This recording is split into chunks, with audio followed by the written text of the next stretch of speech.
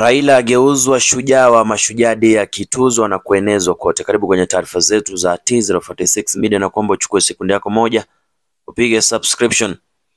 Rais William Ruto aliyeongoza hafla hiyo katika uwanja wa michezo wa Ithokwe mjini Kitui alimtunuku Raila Odinga tuzo ya kitaifa ya juu zaidi nchini ya Chief of Golden Heart of Kenya CGH.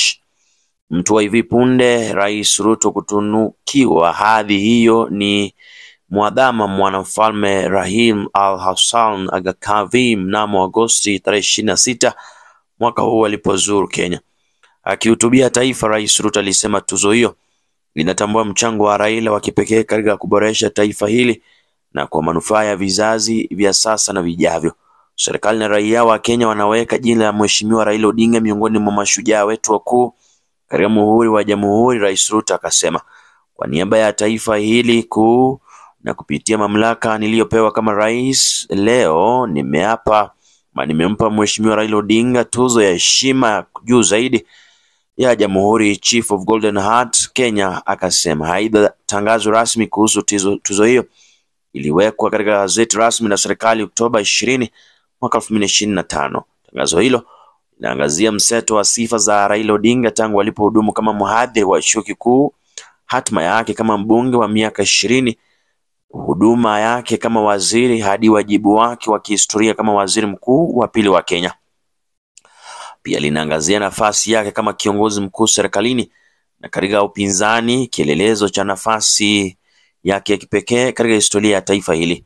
Katika maisha iwe ndani ya serikali au nje, Mheshimiwa Raila Odinga ulionyesha ujasiri, uvumilivu, moyo wa kujitolea na utetezi wa kidemokrasia, utawala bora, utetezi wa maadili ya Afrika na huduma kwa wananchi wote, naeleza tangazo hilo la gazeti rasmi la serikali.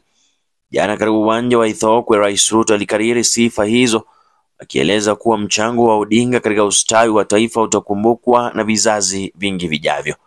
Kiongozi wa taifa alielezea kuwa mwenda zake alielewa kuwa dhima ya uongozi sio kujipatia makuu bali kuhudumia taifa na kuliweka dhabiti. Raila aliipenda Kenya kwa moyo wake wote kwa kujitolea na bila masharti. Wakati mmoja alisema kuwa angekuwa na Mungu amuulize alikotaka kuzaliwa tena, angesema bila kusita kuwa arejeshwe nchini Kenya. Alifahamu kuwa Kenya kama mataifa yote haikukosa dosari zake. Rais Ruto akasema. Kiongozi wa taifa alisema marehemu Raila alielewa kuwa Kenya ilikuwa ni nchi inayoendelea na hilo halingefikiwa kuwa muujiza. Odinga aliamini kuwa ilikuwa ni wajibu wake kujitolea muhanga kwa juhudi za kufikiwa kwa ndoto ya taifa hili. Daktari Ruto akasema. Alisema kuwa maishani mwake marehemu waziri mkuu wa zamani alipenda kufanya maridhiano kwa manufaa ya nchi licha uwepo wa migawanyiko ya kisiasa. Rais Ruto aliwakumbusha Wakenya jinsi alimtafuta Raila wakati wa maandamano ya kupinga serikali yake mwaka jana na akakubali kwamba waunde serikali jumuishi kwa manufaa ya taifa. Mashujaa hufanya hivi hatari inapotokea, wao hujitokeza na kufanya yake yanayolinda udhabiti wa nchi bali sio ya manufaa yao binafsi. Hata baada ya uchaguzi mkuu uliopita tulipotengana, baba aliweka mbele maslahi ya nchi, Daktari Ruto akaelezea. Kiongozi wa taifa alisema marehemu aliyekuwa kiongozi wa chama cha ODM hakuwa na uchu mkubwa wa kuwa rais, lakini haja yake kuu ilikuwa ni kuhakikisha kuwa Kenya inakuwa na rais